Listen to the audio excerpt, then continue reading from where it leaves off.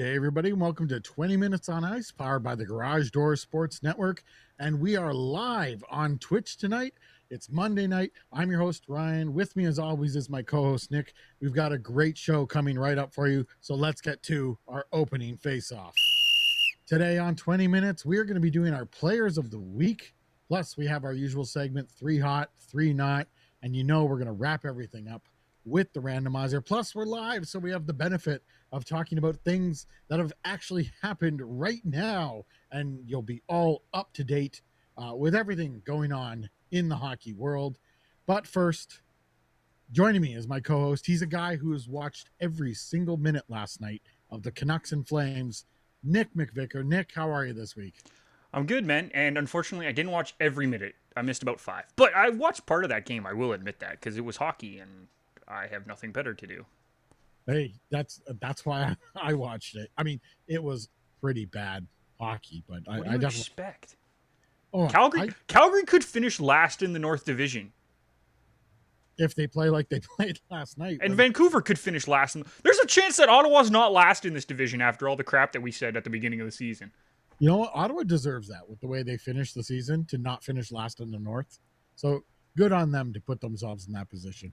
Nick, there's a whole bunch going on because the playoffs are on. And if you're watching the playoffs, be sure to check out our playoff preview episode, which is available for download now. But let's go through a few of the series here.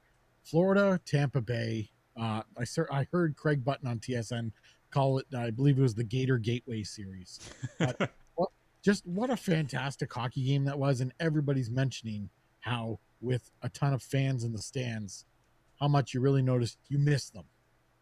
Yeah, and it does make a difference, and we knew it was going to make a difference. There's no doubt about it, and you just kind of hope that you can get the opportunity to see these guys play at the highest level. Now we are. Now these guys are going to be state rivals, and it looks like these two teams are built to win for the next few years. So hopefully we can see this a couple more times, or a few more times at least, because this would be fun. If they can make this a true rivalry, this is going to be fun. And if game 1 was any indication, this series is going to be really fun. They bought into the rivalry thing. As soon as they stepped on the ice, Florida just saw blue sweaters across the other end of the rink, and they hated those people. And Tampa saw red sweaters on the other side, and they hated those people. And you saw it as soon as they dropped the puck. Sam Bennett crossed the line. He got a 1-game suspension for boarding, charging. I believe it was Blake Coleman that he hit. What'd you think of the suspension? I thought it was a fair punishment, and it's actually costing the Panthers decently in the second game there. Yeah, I mean, I was fine with the suspension. There's not much more to say. It probably was a 1 game, and that's about it. 1 game in the playoffs. That's fair. Yeah, it was right at the numbers. So going on right now, Washington, Boston, as we speak, second period's over. They're tied 2-2 in game 2. It was great for that first game of the playoffs a couple nights ago to head into overtime. That is exactly what I wanted. And these teams are so even and so good. For me, they have 2, 3, maybe 5-minute intervals where they take over the game and the other team looks like they're a disaster. And then it just flips on its head and does the same thing to the other team. Yeah, and you know what was crazy to me is that the first thing I remember about that game was the Ovechkin hit on Krejci, where he just absolutely leveled him. And then he went on a wrecking ball tour the rest of the game, and I don't know why, because that hasn't been his game for a couple years now. But it brought out the emotion that we remember seeing Ovechkin play in the playoffs 2, 3, 4 years ago. Like, it was awesome. That was what you wanted from the game 1 of the playoffs, and we got it. And let's not forget, it goes into overtime. Are you kidding me? And of course, who scores the goal? TJ Oshie in his first overtime, or in his first playoff game since his dad passed away. Yeah, watching Rask, I'm a Or little. sorry, he didn't score. It was a deflected, but still. It was deflected. Yeah, but he had the shot on that. I know what you mean. Rask though, there's something I'm just worried watching him. I feel like he's not 100%, and I feel like they may have to go to Swayman, which will cost the Bruins in the end. But I'm just not comfortable watching Tuukka Rask out there. Yeah, I don't know what it is. He just doesn't look. He doesn't look comfortable in the crease, as you said. And there are 2 goals today that I watched the beginning of that game, and the 2 goals, one of them was a deflection, so I can't fully a deflection off his own teammate. So I don't really want to blame him for that one. But he still doesn't look comfortable. And the Bruins need him to be comfortable. That's the key. And if it's going to be that way, he needs to be the guy, and he needs to be the guy in the net consistently. Yeah. Pittsburgh and the Islanders trade deadline acquisition coming through already. Kyle Palmieri wins it in overtime there. That's going to be a tight series, but the biggest thing that I was surprised at, being just a Jersey freak, is that the Penguins have decided to go with their alternate yellow jerseys throughout the playoffs. That's kind of a disappointment for me because if the Penguins go on to win the Stanley Cup at home, it's going to look really ugly with them lifting the cup in their yellow jerseys. Means nothing. Means something to me. Well, it's funny because I was on a soccer show yesterday for Touchline Thoughts, and I was making comments about the jerseys there, and it just didn't look right because Barcelona was wearing pink with green shorts, and I'm like, well, hold on, like it just doesn't look right. And then they switched to their main kit with green shorts to raise the trophy. It's like, oh come on, like that even looks worse. It, Oh, you're right. that's I think if Pittsburgh raises the cup with the yellow jerseys, something is seriously wrong. Like they're gonna want to try to win on the road, which you never want to win on the road. The Stanley Cup, you want to celebrate with your fans, even in yeah. limited capacity. In the end, it doesn't matter. But I found it odd that they went with the yellow jersey when they have the great retro set, and that's what I equate to their Stanley Cup victories. Even though the full set wasn't around for their last three Cup victories, only in the early '90s. But how about Vegas and Minnesota? Marc-Andre Fleury. I'm telling you, I know the playoffs don't have any bearing on the regular season awards. Marc-Andre Fleury is my Vezina Trophy pick. He was fantastic in Game One. He was, and he looked like the Marc Andre Fleury we were used to before.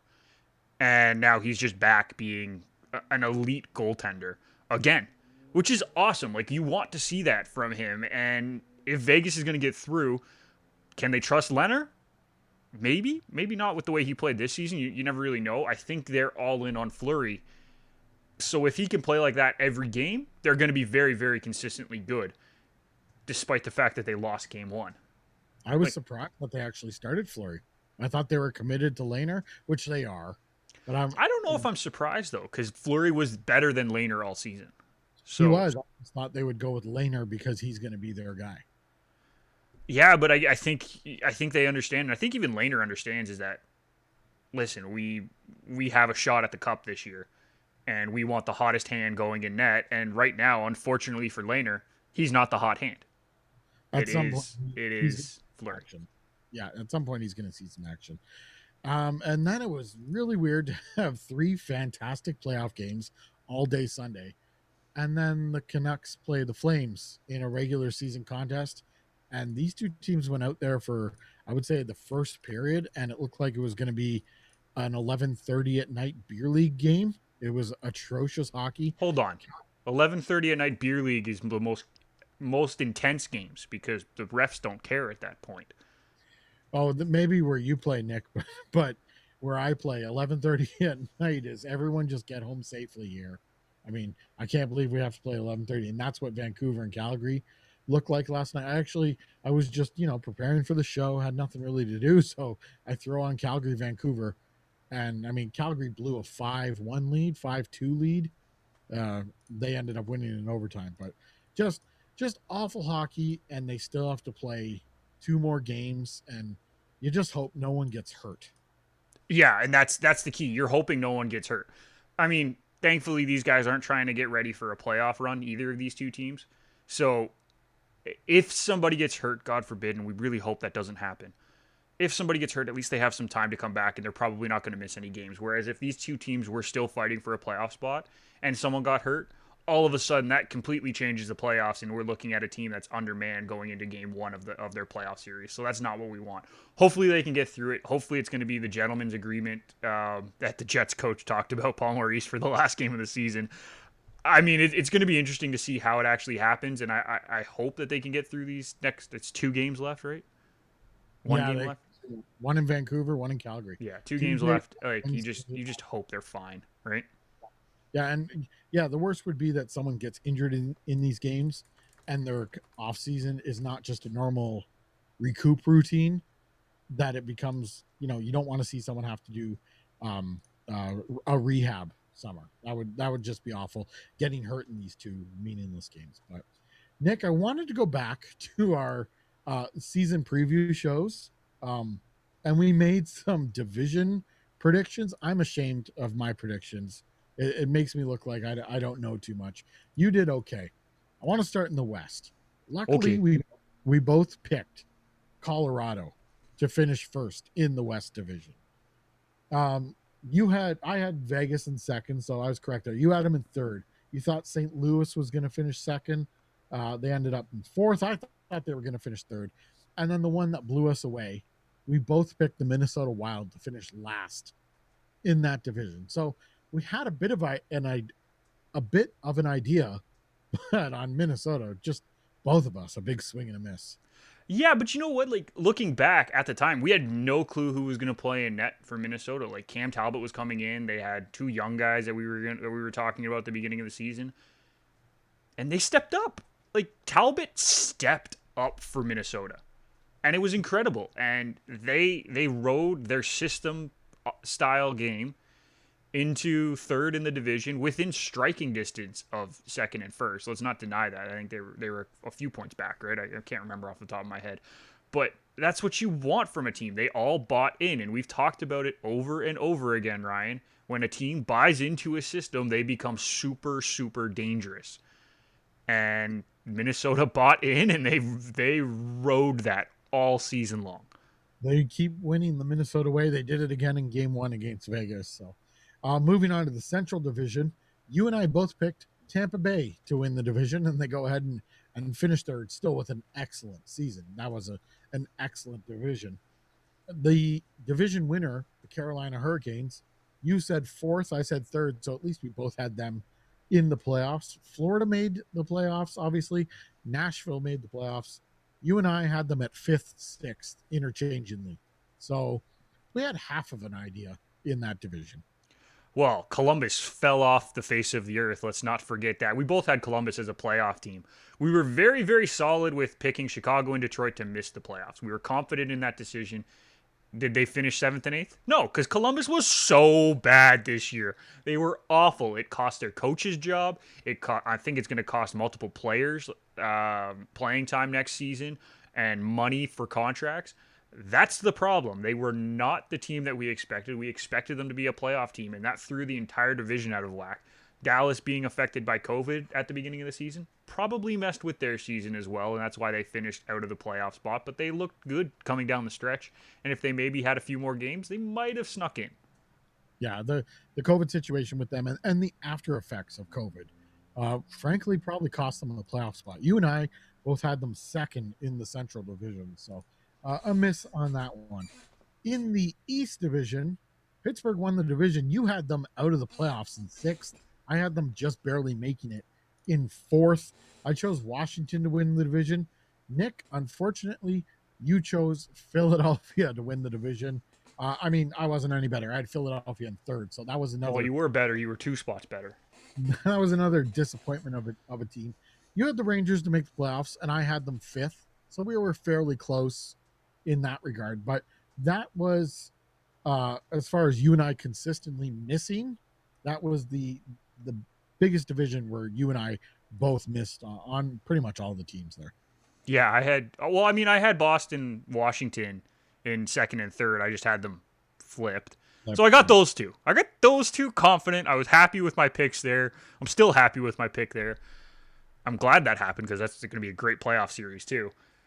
Yeah, Pittsburgh surprised me. I will honestly say Pittsburgh surprised me. I wasn't expecting Jari and DeSmith to have as consistent of a season as they had. I was definitely not expecting them to get as much offensive secondary scoring as they got, and the defense played solid enough. So they managed to ride that out and finish with a plus 40 goal differential. So that's always good.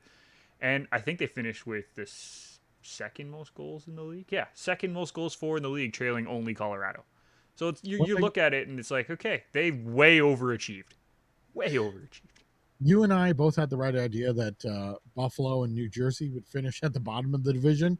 We both had Buffalo seventh, though, with some promise that they could push. We were a little wrong on that, and then we had New Jersey underneath Buffalo, but they finished above them. So we were right on the fact that they would suck. We just didn't know which order they would suck in. Now let's go to the North Division. This is probably the most embarrassing division for me because I picked the Vancouver Canucks to win this division. And now I'm like, why did I do that? Do, I'm do you sure want to talk about it, Ryan? You can talk about it. It's fine. I'm just going to internalize that. This is my own mistake, and I should have to live with that. And then I picked Toronto second. You smartly picked Toronto to win the division. You picked all four playoff teams in the North Division. You just thought Winnipeg would be fourth and Montreal would be third. You got Edmonton correct. You got Toronto correct. We both had Ottawa in seventh, so they could still finish in seventh in this division. They could also finish sixth and fifth. So, I also had Calgary in the They playoffs can't too. finish fifth anymore. Okay, they can't finish fifth anymore.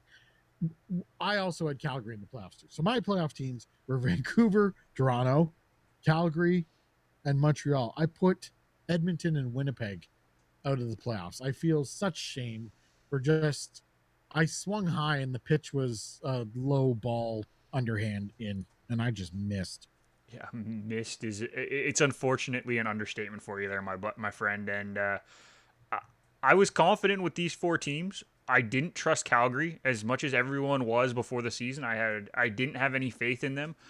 Markstrom was coming into a new team, ended up getting hurt, so he missed part of the season. Had he played the whole season, maybe it's a different story. Maybe they sneak in ahead of Montreal because they could technically come within 2 points of Montreal when all is said and done, depending on how the last two games against Vancouver go. So like they were right there, but it's not the team that we expected, and they couldn't get any scoring, and that's what causes them to miss the playoffs ultimately. It's not the goaltending, it's not the defense, it's the offense. They had 148 goals for this season, which is good for second last in the division, ahead of only Vancouver, who is currently sitting in last place, Ryan.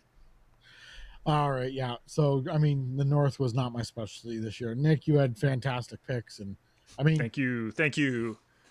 I want to review them because I find there's some outlets that will just make these predictions to create content, and then really not review them or stand by them at the end of the year. It's all just in the moment predicting. So I wanted to make a point of saying I was wrong, and we did get some things right, but I do like to go back and see the predictions. So, Yep. And Nick, it is we're getting some comments, not necessarily in the chat room, but I got a message from our Touchline Thoughts host Irfan saying Ryan's pick wasn't a bad one for the North Division. The Canucks were supposed to be better than they were this season, so you got some backing from the network, Ryan. Congratulations. I got some. You know what? I think the overriding reason, and it's still happening, is I can't fully believe in the Leafs, and that's why I didn't want to pick them to win the division, even though they were clearly the favorite and showed it all year. So, Nick, it's time to check in on those Florida guys. It is the Barks and Hubie watch. We have a pretty expansive Barks and Hubie watch this week. Let's get into the standard Barks and Hubie watch for the week of May 10th to the 16th. Well, boy, Ryan, was it an exciting one. The Florida Panthers played all of one game, One. and Jonathan Huberdeau played all of zero. He did not play. I think he was a healthy scratch for that last game. But Makes sense. Barkov played. Barkov got an assist. There's the Barks and Hubie watch for the last week. And that was to be expected, and that's the right move. I'm actually surprised that Markov didn't sit out as well. But some players probably feel good just maintaining the momentum, and yeah, that's why Barkov wins the worst week of the Barks and Hubie watch with one game, one The assist. whole one game. Let's wrap up the whole season. The whole reason we did the Barks and Hubie watch is because I mentioned that I think Huberdeau is a better player than Barkov. And over the season, I was like, okay, they're even. So, what do the stats say? Who finished with more points this year? Well, here you go, Ryan. I have them on the screen for you, my friend.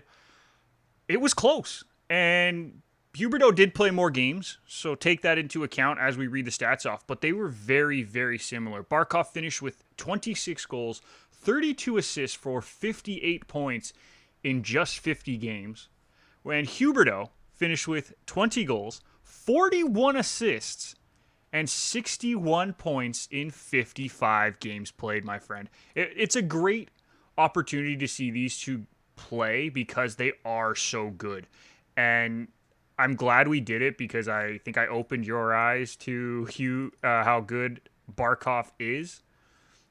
And hopefully I can continue to open your eyes, Ryan, moving forward because he deserves your praise just as much as Jonathan Huberdeau does. Well, these guys are going to open up everyone's eyes in the series against Tampa Bay because all the superstars were on fire in game one. It's going to be a fantastic series, but the Barks and Hubie watch continues into the playoffs as long as these guys are playing. Let us know how they did in game one against Tampa Bay, Nick. Absolutely. And I mean, they both kind of showed up in game one, which is awesome. Alexander Barkov got a goal and an assist in game one. He was a -1, which is a little concerning to me, considering he did have an even strength goal. So that means he was on at the ice for 2 goals against even strength. There So were a lot of goals there scored was in a the lot of game. goals, but you'd want your best players not to be on the ice. You want them to be scoring goals, not allowing them in. I beg to Um, do. You want your best players on the ice during the playoffs, so I think it's just in this instance a nature of circumstance because it's a high intensity game. Lead changes all over the place. You're either trying to get the lead or tie the game, so you're going to put your top players out there and it's just going to happen that they are going to score. This is what I think, and they're going to be scored against. That's my belief. That's fair. I get what you're saying for sure, and I'm slightly concerned, but not overly concerned. So, but Jonathan Huberdeau had an even better game. He was a goal, 2 assists, a beautiful assist on one of the goals. Finished with 3 points in the game. Both of them played over 18 minutes of ice time, which is awesome. So we're looking at two guys that are so good and so important. And I mean, they were going up against a player like Kucherov, who hasn't played a single game this season and showed up for the game. And yet, we're also talking about Huberdeau after the game. We're talking about Barkov. It's not just the Kucherov conversation, which is fantastic. Huberto Huberto tried to own that third period, and he nearly did until Tampa Bay took over. So just a fantastic performance, and I'm really excited to see these guys succeed in the playoffs. So that'll be very exciting. Nick, we're going to move along here because we have to get to our segments, including Players of the Week. Players of the Week for May 10th to 16th.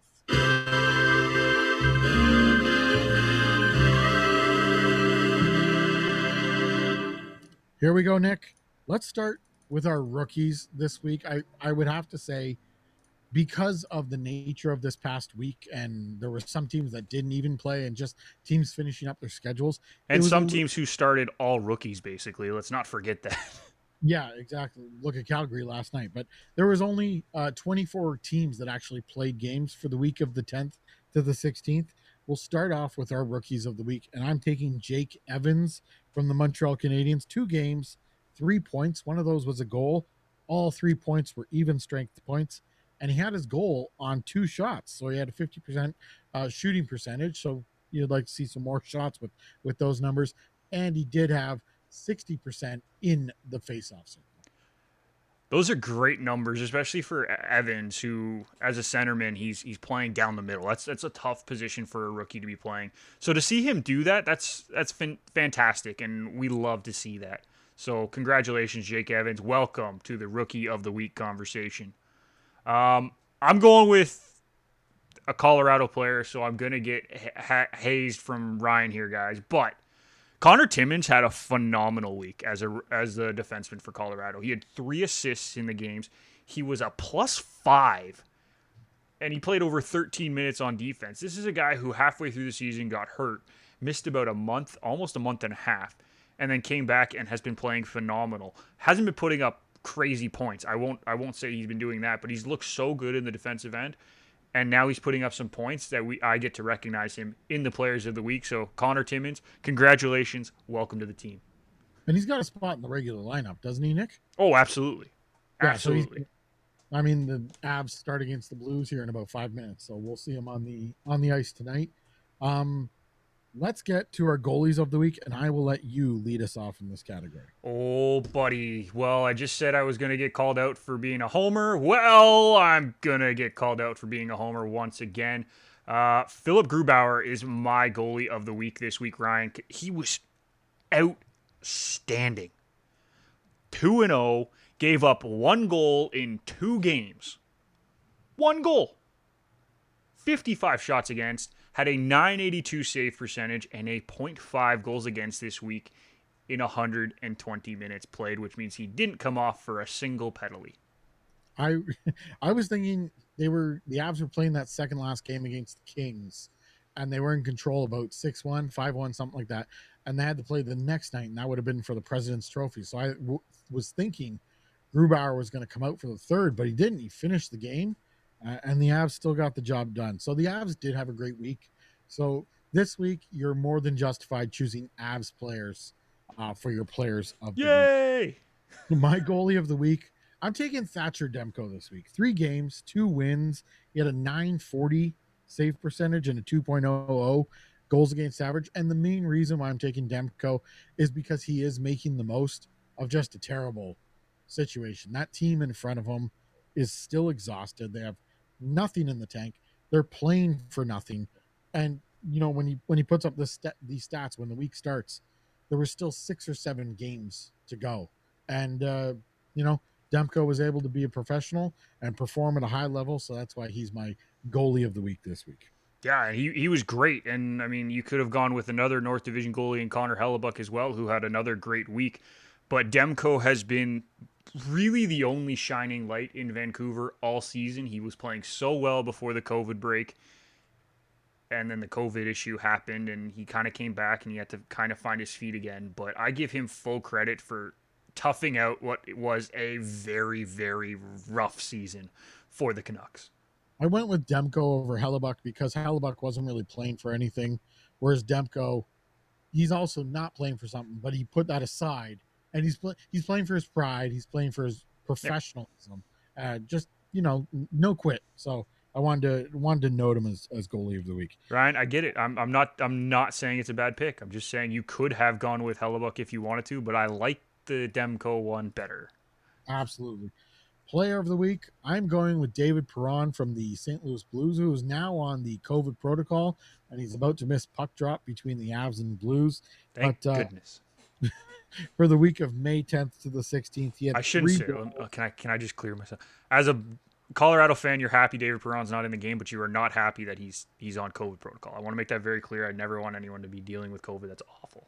They were talking a couple nights ago on Hockey Night in Canada, that it's possibly a false positive situation. I can't remember if they said he's vaccinated, but You kind of hope that it is a false positive situation, that he's okay. That's all I'm saying.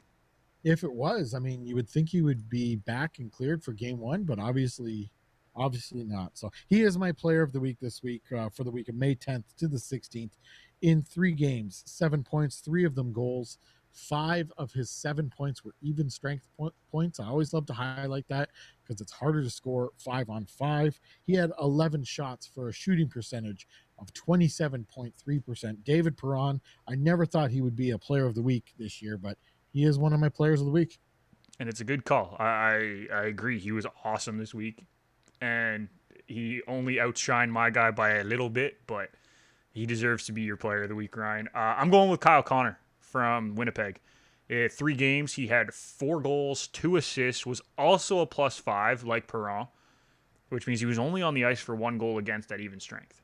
And that's a big thing for me as a forward. If you're not on the ice 5-on-5 for goals against, that means you're doing something right. Because all 6 of his points came even strength, Ryan. All 6. He did nothing on the power play, nothing on the penalty kill. He was just solid throughout. He had 2 game-winning goals. He only took 11 shots as well. It gives him a 36.4% shooting percentage, and he was playing 19 minutes a game. It's just great numbers. And Winnipeg needed that performance because the note they were going into the playoffs on was the 7 game losing streak. Yep. So the last 2 games where they did win and their stars put up numbers, and they go into the playoffs on positive notes there. So that's big for them. Nick, just before we're going to throw it to break here, and then we're going to come back 3 hot, 3 not. Just before we do that, because we have the benefit of being live here, Bruins are down 3-2 in the third to the Capitals right now. Just under 7 minutes to go. We'll have a chance to review this. Do they tie it? Ooh. Yes. Nick's saying yes. Nick's an overtime fan. I'll just play the other end and say no. Washington's going to finish this one off and go up 2-0, but I wouldn't be surprised if the Bruins Oh, I'm win. not saying what Boston wins the game. Oh, you're just saying they tie it. Fair They enough. tie the game. At All some right. point, the game will be tied in the next 7 minutes of play. You took a wise choice there, Nick. All right, it's 3-2 right now. Just under 7 minutes to go there in the third of game 2, Washington, Boston. When we come back, we will be getting to 3 hot, 3 not. Hey everyone, this is Irfan Manju from Touchline Thoughts. We are an all soccer podcast hosted by yours truly with guests every episode. We provide news, analysis, and opinions every episode as well. Touchline Thoughts is powered by the Garage Door Sports Network, and you can listen to us on your favorite podcatcher. Cheers.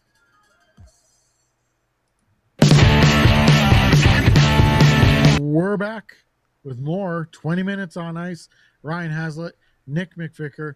Nick, it's now time for 3 hot, 3 not.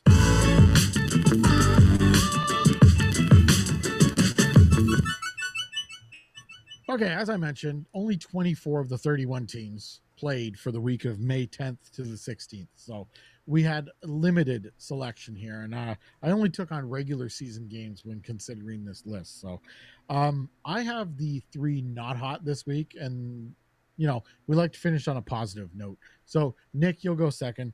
I'll go first. My number 3 team, the San Jose Sharks, and even though they only had 1 loss for the week, it was a 6-0 loss to the Vegas Golden Knights. So obviously San Jose had checked out and just did not care. They were playing a team that had nothing to really play for. Well, I guess the President's Trophy, but they were outshot 19-44 in that game. And that is why the San Jose Sharks get my number 3 spot. Wah, wah. Number 2 spot, and this is to fight all those times that I chose Toronto as a hot team or chose one of their players for player of the week. So they didn't win a game this past week, so they're number 2 on my not hot list. They were 0-1-1. It was only a 5-8 goal differential there, but they had locked up first place. But as I mentioned, this is just to offset throughout the whole season when I chose them, and people could have accused me as making a homer selection. Oh, you mean like I did today? No, Toronto didn't look good either. So they get another wah wah. And my number 1 not hot team, they played the Colorado Avalanche, and they had nothing. They showed nothing. And that's the Los Angeles Kings. 0-2-1. In those 3 games, they scored 2 goals, 13 against, and they went 0% on the power play.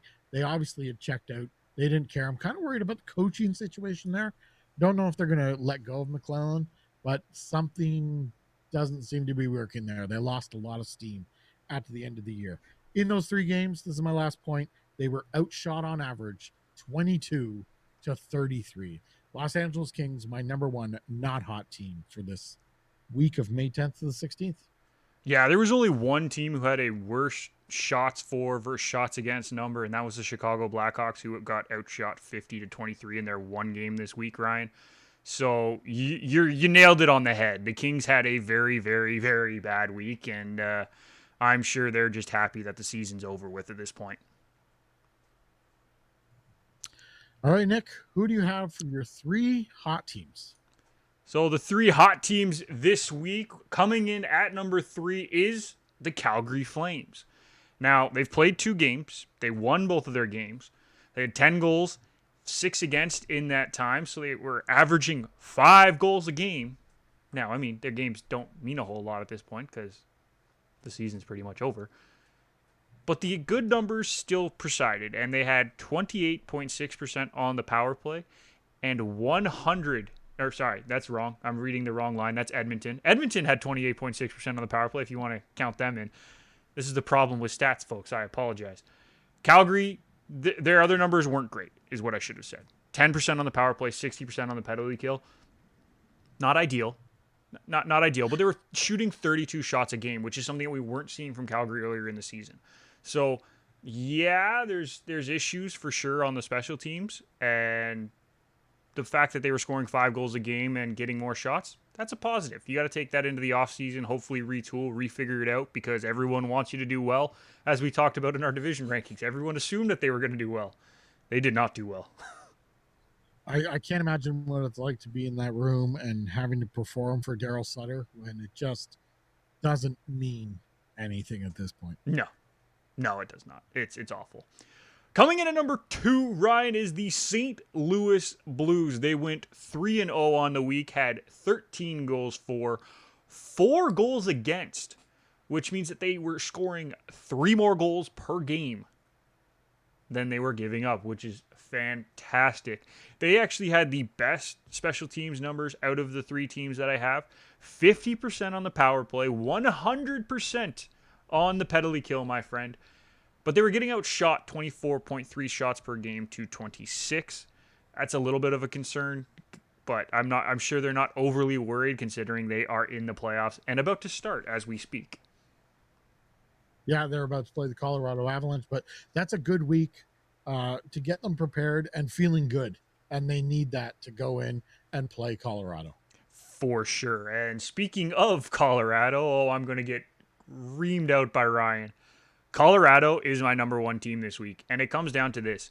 They gave up 2 goals in 3 games while trying to secure the President's Trophy. Their games meant something.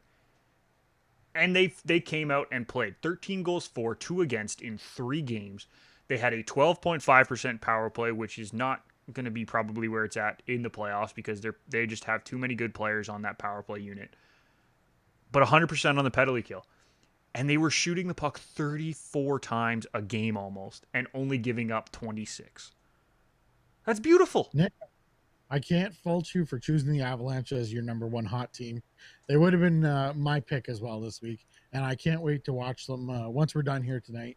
As soon as that puck drops and watch them play the Blues. We've been, ever since last year in the bubble, we've been saying how good this team is and what we expect from them. And I'm looking forward to big things. And hopefully we get that second round matchup, Colorado-Vegas. That'll be like Clash of the Titans there. That'll just be absolutely phenomenal. So you're bang on for choosing them as your number 1 team this week. Thank you, buddy. I appreciate the agreeance. Not a homer pick at all. Just before we go to break here, under 5 minutes to go, Washington-Boston game 2. Boston has not tied it yet, so there's still 4.5 minutes to go roughly in that game. So we'll see what happens there. But when we come back, we will be firing up the randomizer as we always do at the end of all our shows and see what game it comes up with and to close out our program. We will be right back with more 20 Minutes on Ice.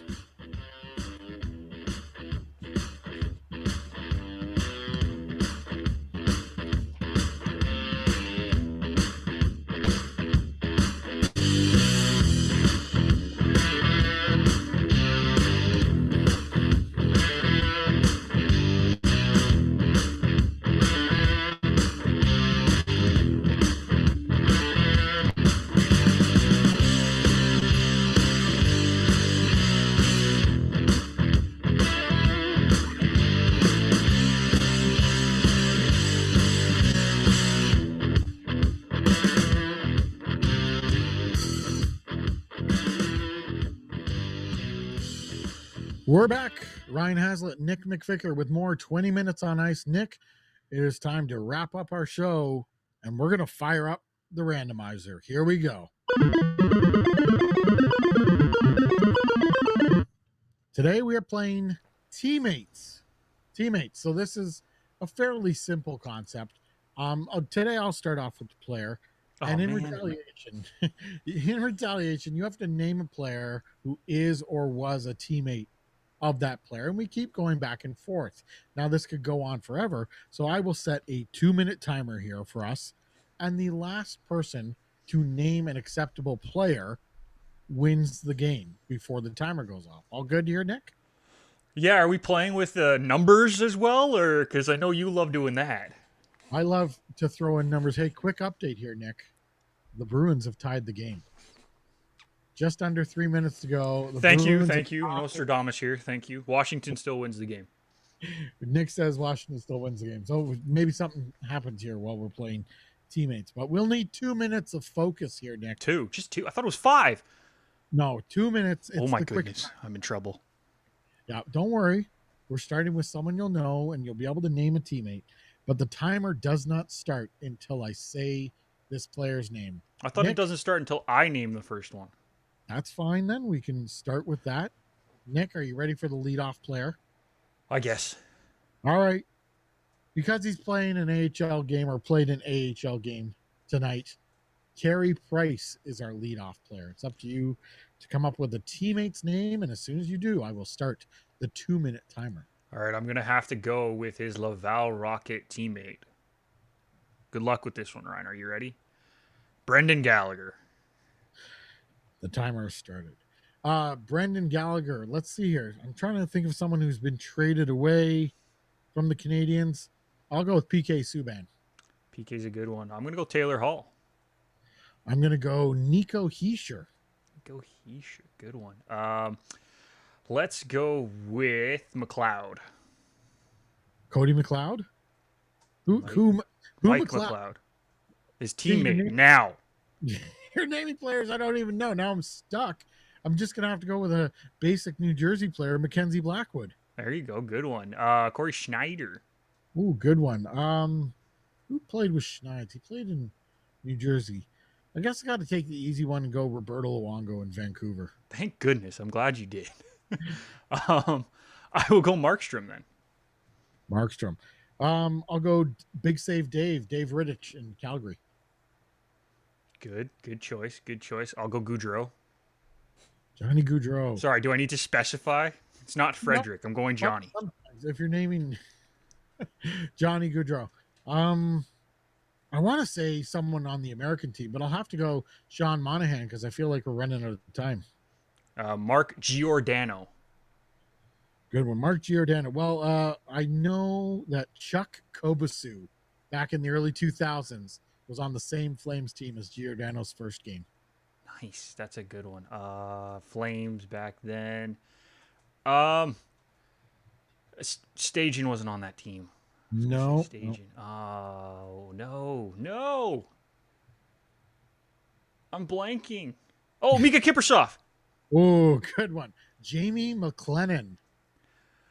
Noodles. O-Dog. They weren't teammates. They are now. Oh, You didn't specify. You did not specify. Your bottom third. This one may have to go to the judges, Nick. Your bottom third there says, did these players play together in the NHL? Oh, no. I think you may not have hit this one. Yes, they are teammates on TSN Radio in Toronto right now, but they did not play together in the NHL. No, you're right. You're right. I concede. In this one with Jamie McLennan. That was a good round of teammates there. So I win the game, and I have some lovely gifts on my way out the door. But we did hear the horn, so that will bring an end to our first ever live edition to 20 Minutes on Ice. Be sure to subscribe to the podcast if you're listening, or go subscribe to the podcast now, wherever you download your favorite podcasts from. If you're watching on YouTube, hit the thumbs up button, hit the like button. That helps us out. Subscribe to the channel while you're there. Follow me on Twitter at Ryan_H16. Follow Nick at Nick McVicker, and follow the show on Twitter as well as Instagram at 20 Minutes on Ice. Of course, you can head on over to garagedoorsports.com and find us and all of the other GDS shows under the shows tab. We will be back next week, possibly live. We're thinking about it, with more 20 Minutes on Ice. Until then, thanks for listening. Goodbye, everybody. Hey everyone, this is